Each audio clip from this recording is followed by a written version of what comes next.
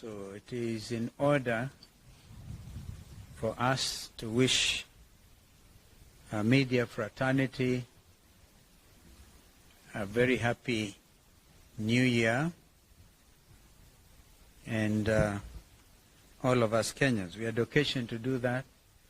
We issued a statement on the 30th of December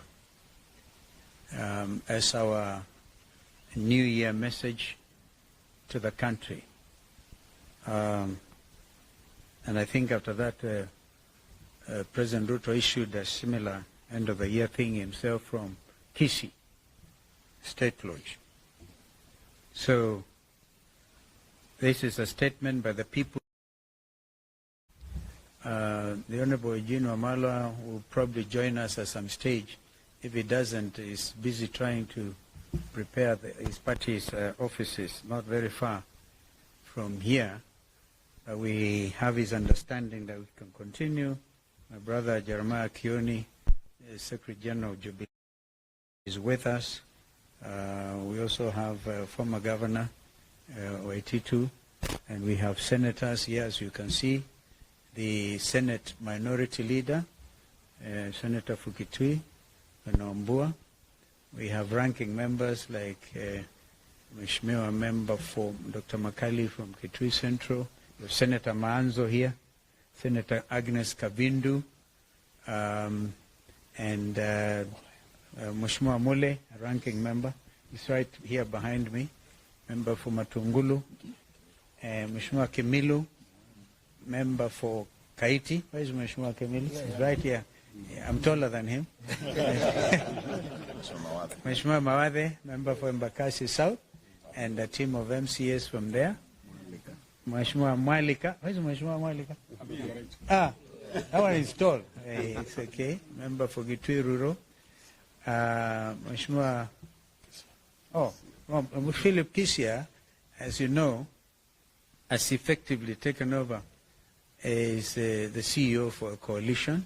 Mheshimiwa Philip Kisia is right there.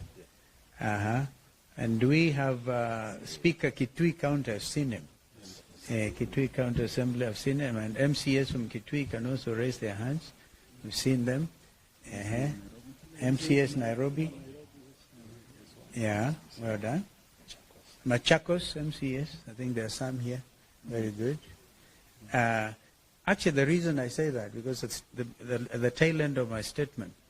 I'll be talking about Honorable Faraah, and he's been a party member for WIPA. So you see a representative group of members of that party. Fellow Kenyans, let us first pay tribute to three immediate Kenyans who left their marks on our republic. Professor Abdallah S. Bujra passed away on January 7th, 2025. Professor Bujra was a gallant son of Kenya and Africa and made great contribution to African integration and leadership and cutting-edge thinking on African development. Like the late Professor Ali Mazrui, Professor Bujra was recognized and appreciated outside Kenya's borders more than within. He served the continent as the first full-time executive secretary of the Council for the Development of Economic and Social Research in Africa, one of the premier research institutions in our continent, as well as the Organization of African Union, OAU, as it then was, in various capacities, including as a CEO of the International Panel of Eminent Personalities between 1998 and 2000. He was a founding director of boards of Muhuri and Katiba Institute in Kenya. Russian Wara was an incredible writer who sadly passed away this week from a battle with cancer.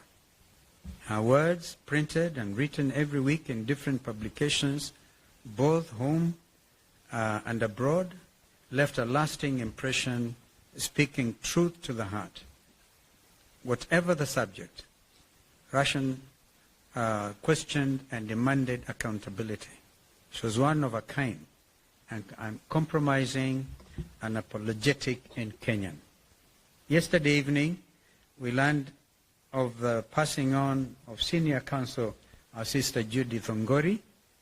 Thongori was an accomplished and celebrated family and human rights lawyer in Kenya, the region, and the international stage. Gender equality and equity were her forte. She took on many cases pro bono and contributed to the intellectual input in the constitutional making process. I know the senior bar council have been on this, led by the chairman of senior bar council, Fred Ojambo.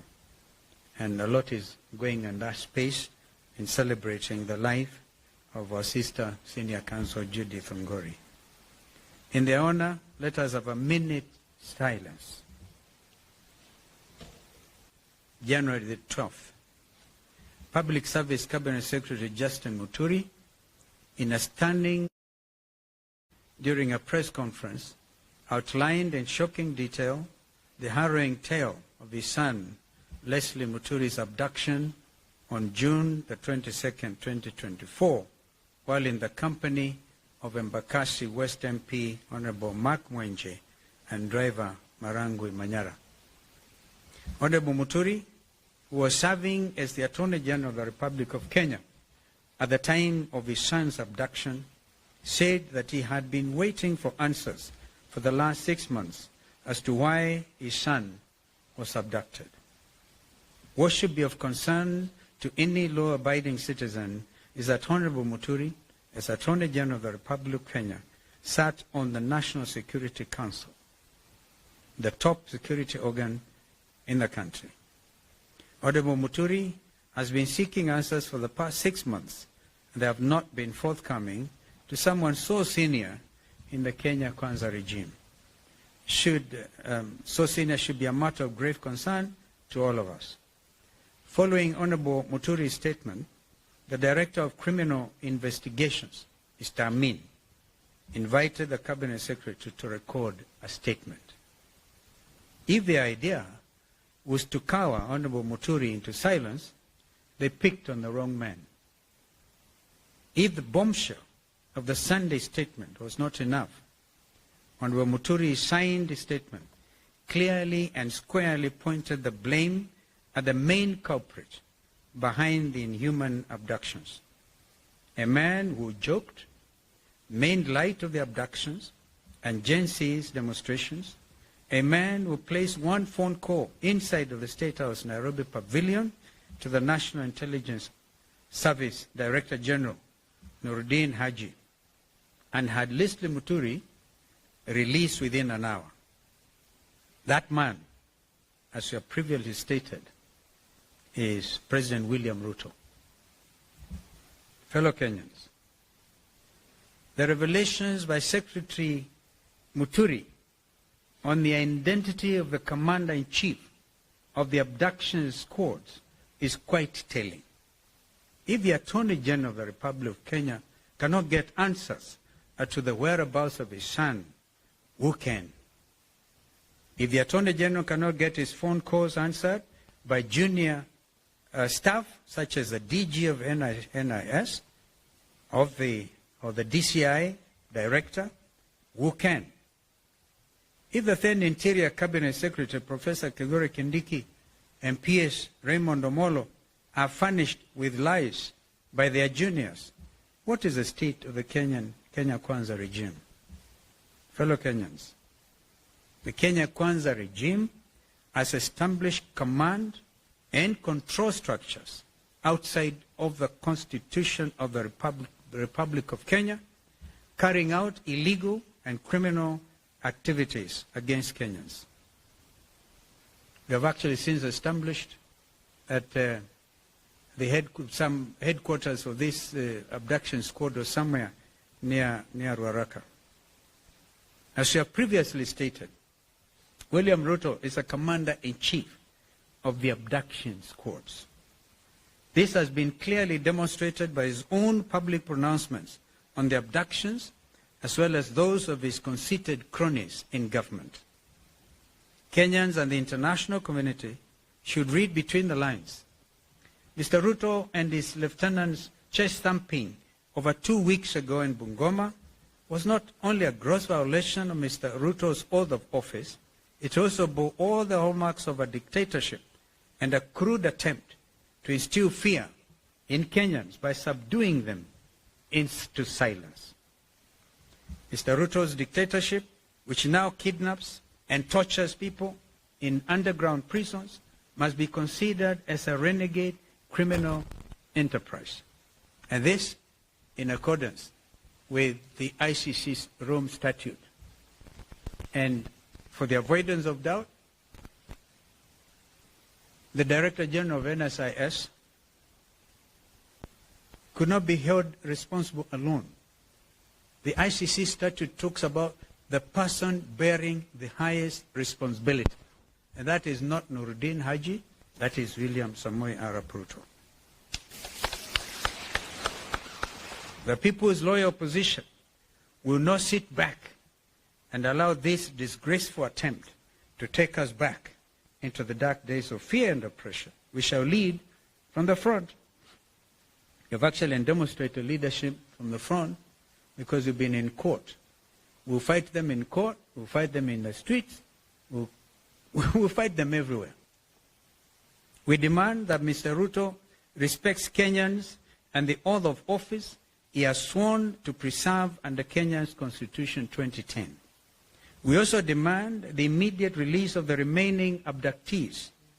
We actually have a date on the 27th with the Inspector General of Police, Mr. Kanja, before Justice Bahati Namui. And they know what the ruling was by Justice Bahati. If they will not show up on the 27th, he will cite, convict, and sentence on the spot. So nobody's above the law. Not even Director General Kanja or Director DCI, Mr. Amin. If Ruto refuses to respect and enforce Kenya's constitution and laws, the solution is straightforward. He should resign. And the world is changing. Just today or yesterday, a sitting president of the Republic of South Korea was arrested in State House. We celebrate this kind of development because people must be held to account. This is what the Gen Zs have been advocating for. Meanwhile, let Mr. Ruto and all others who perpetrate violent crimes against Kenyans know that they will not go unpunished. On the Independent Electoral Boundaries Commission, IBC, we have been very clear and consistent and followed the law at all times. Those who are barriers to the establishment of the IBC selection panel are puppets of Mr. Ruto. They bear the highest responsibility in the current constitutional crisis and an attempt to pre-rig the 2027 general elections. We will not allow that to happen. And I will ask my brother Kioni to respond to some of the remarks by some of these renegades who can even say they know how to manufacture presidencies beyond 24 years. These renegades must be called out. Lastly, for avoidance of doubt, Honorable Faraah Maalim, who until now has been Wiper Democratic Party's deputy leader, stands expelled from the Wiper Democratic movement for violating the Constitution and the rights of Kenyans and even abusing Kenyan mothers. Thank you and God bless you. Mheshimiwa Kioni. Seems to have staged a civilian coup because he has refused to constitute the IBC. It's been confirmed here by Muturi that the abductions were really under his command because he's the one who made the call and the young man was released. So if your son or daughter is released and you cannot get hold of William Ruto, what does that mean to us? we are on our own. When we have the likes of Sudi, Kamket, Kimani Ichung'wa, and Faraah Marib, allowing the utterances that we have heard from their mouths in the presence of William Ruto, and to the amusement of him, William Ruto, kwa sababu yeye ndiye alikuwa anapiga makofi kuliko wananchi wanapotukana watu.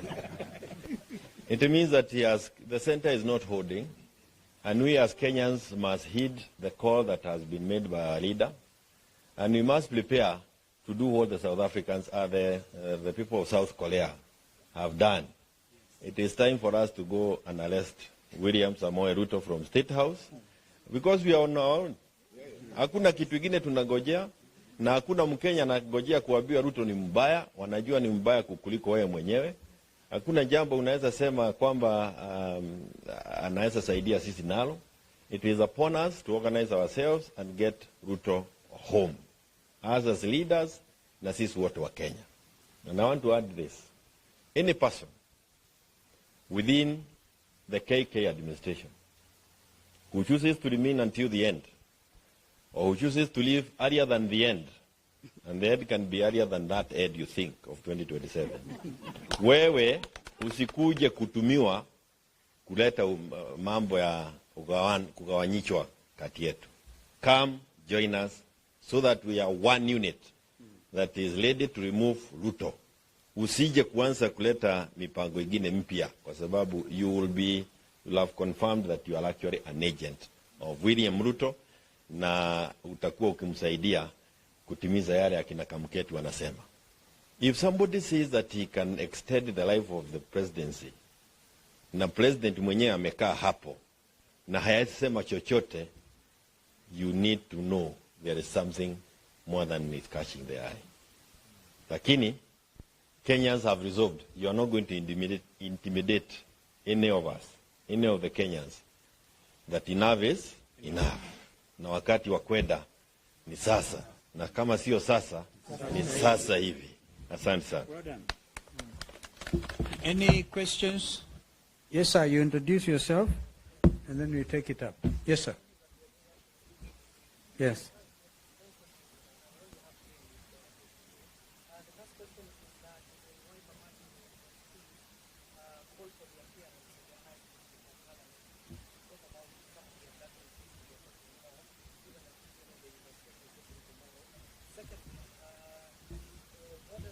Given to the members of parliament, there are some MPs who are threatening to impeach the public. Some of nominated members of parliament, even sitting members of parliament, where they were even expelled from the house, but yet till today they are still there. So how different will it be for Faraah Marib? Okay. First of all, on Faraah, he himself knows in his own mind, and it's for me a matter of grave, it's very heavy on my heart, because I've known Mheshimiwa Faraah. He used to be a reformist, campaigned for him seriously in Dadaab, against that time an ODM candidate, and we won for Wiper. Therefore, it doesn't give me any pleasure. Even if, because there's that thing they always follow in the Constitution, unless somebody resigns in writing to Mr. Speaker, right? He will still sit there, like those renegade Jubilee MPs who are expelled. We know this. But beyond that, if you talk about the 13th Parliament, I repeat my earlier comments, that Parliament was impeached by the people of Kenya, led by the Gen Zs, on the 25th of June last year. So they lack moral authority to do anything. If the Wiper MPs were not in the majority, but a very strong, solid team, we even stood against impeachment, because they said, they heard what Kenyans were said, kufa driver, kufa makanga. Even if they bring that motion to oppose impeachment, but have we not heard Mr. Muturi tell them, bring it on, impeach him. But before you impeach him, please note you have been impeached by the people. That is the situation as it is. It's only that you cannot arrest all of them like the Koreans did. And please, the reason the president of South Korea was arrested in State House was because he acted in contravention of the Constitution by declaring illegally martial law in South Sudan, in South Korea. That's why eventually he was arrested. We are talking about Mr. William Ruto, who has acted in contravention of the Constitution he swore to protect. The next round of demonstrations will go to arrest him. So, well, that's why my brother here is asking you, either pre or before or whatever, what the judge said. Let him first appear in court. It's a waste of time to call him to a compromise thing. Kumbuka, state capture of parliament. State capture of the economy by Andani. And we led by the front, we led that from the front. We went to court, and William Ruto was forced to cancel those Adani deals, but there are some still standing. Like the health sector is still state captured by Andani. We know these things. So there's a lot of work to be done. Yes, sir. Oh, another Kimani Ngunjiri. Yeah, we know one. Yes, sir. Yeah.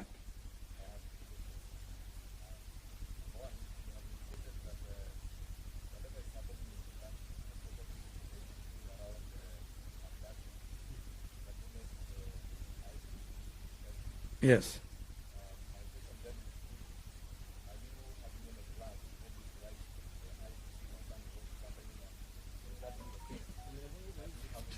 Banangunjiri, Kenyans have gone ahead of me and ahead of us. 55,000 of them have directly petitioned the International Criminal Court. So this is serious, and I'm very proud to be a Kenyan at this time, because nobody is going to mess you up, ukiona. Nobody is going to preach fear to you. Nobody is going to even abduct you and think you are subdued, right? So, and I hope, by the way, before the 27th, the Mlolongo 4 will have been produced as well. And since it's Mr. William Ruto who makes a cause and they are released, let him also make another call, release them.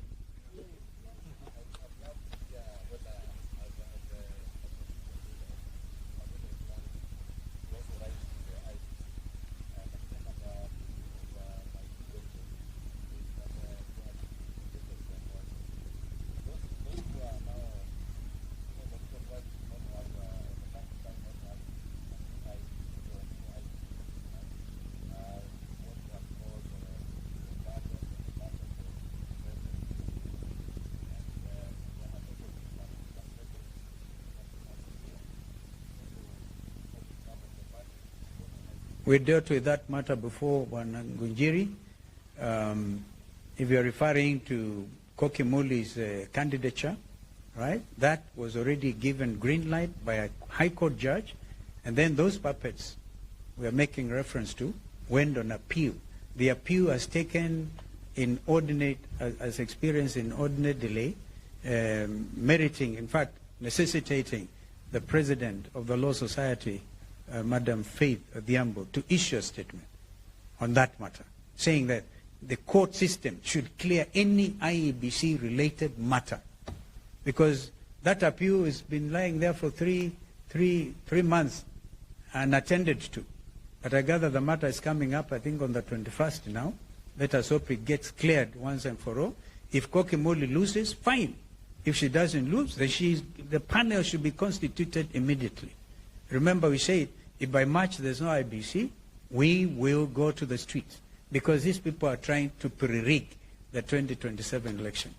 On ICC, we have no problem. In fact, I think Paul Mwangi, dealing with the 2023 demonstrations, remember we lost over 65 Kenyans, and we wrote to the ICC. We can combine all this now, and I thank you, Ngunjiri. We will take this up, but we need to consult with Paul Mwangi and compile a very strong thing. Is here a criminal enterprise established, which is clearly in accordance with the stipulations under the Rome Statute. Yes, Madam.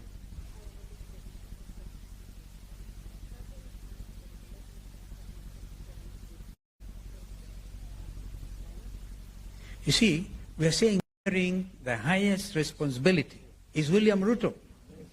I saw the headline in the Standard calling Nuruddin the chief abductor. It is Ruto who is the chief abductor. So, this is the whole thing. The government, the entire machinery resigned. They got now his deputy president, Kindiki Kithure, poor fellow, was meant to lie. Hey, ajabu ya Kenya. But this is clearly now where we are, and I think this is unstoppable. Kenyans now know the truth, and they are not going to sit and be intimidated anymore. Kwa hivyo, wa Kenya, tujitayarishe. Asanteni.